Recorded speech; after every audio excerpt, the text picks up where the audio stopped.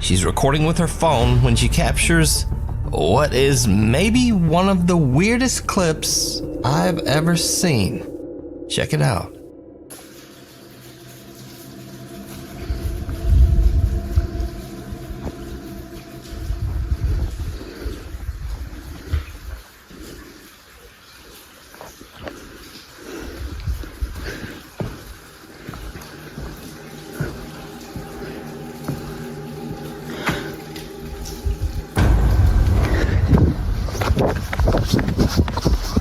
Something pale and thin can be seen rising up from the tracks in front of Laura on what looks like a thin little arm. As for Laura, she gets one look at the disturbing thing and just turns and makes a run for it. Now, watching this clip over and over, I honestly have no idea what this is.